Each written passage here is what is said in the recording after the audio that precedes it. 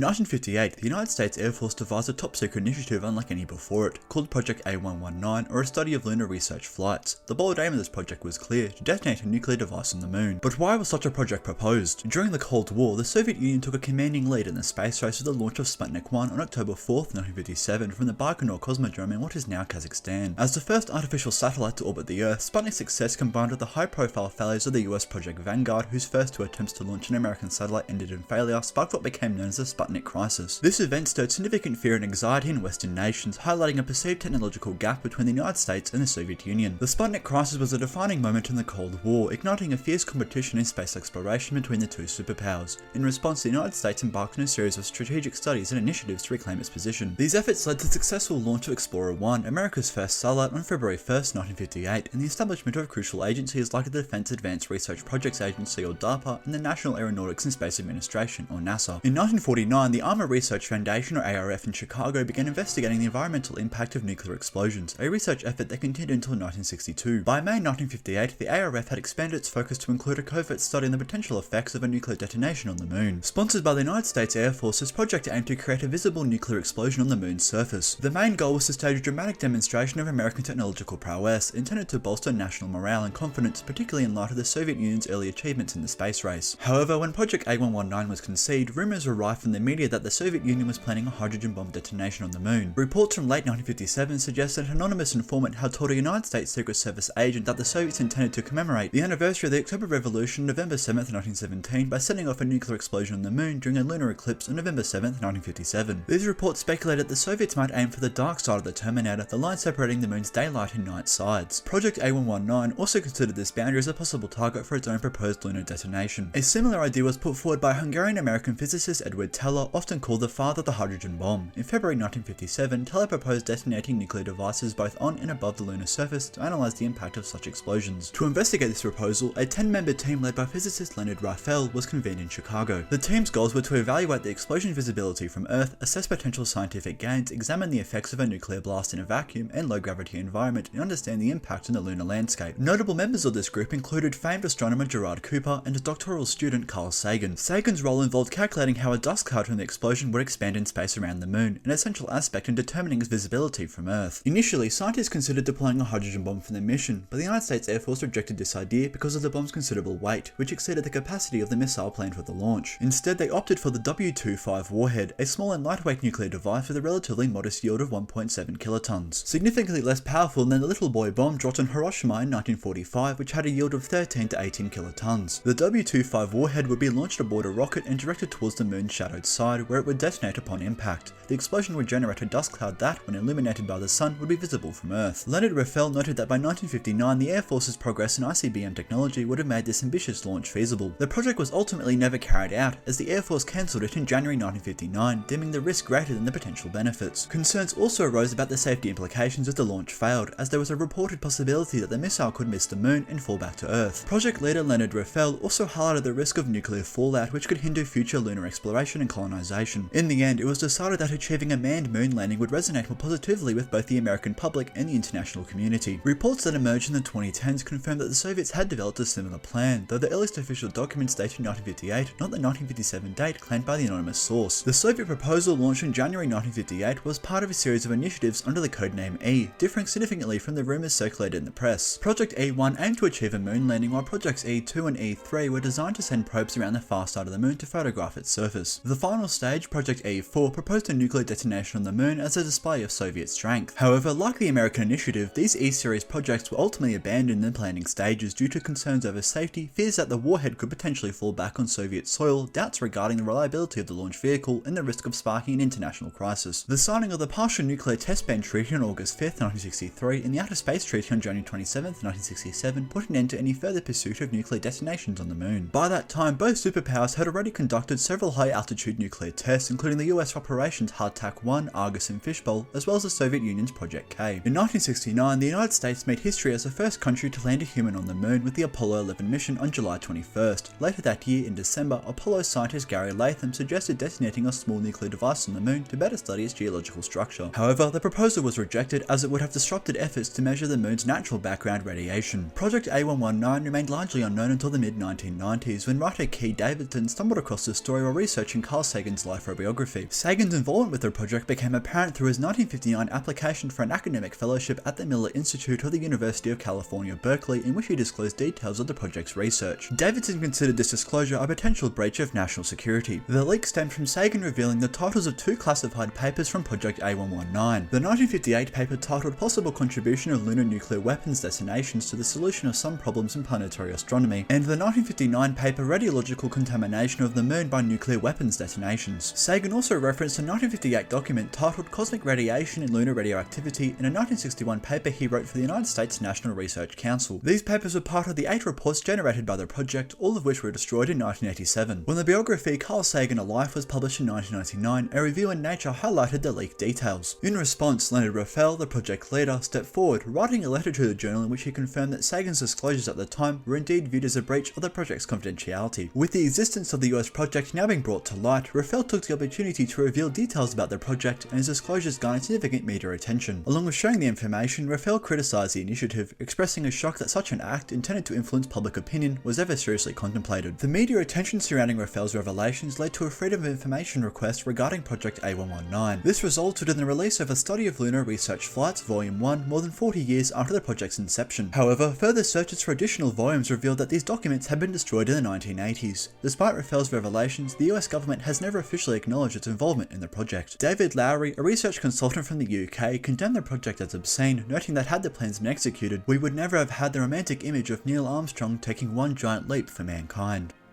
This has been me, Jack, and if you're watching this on the moon right now, please leave a comment down below.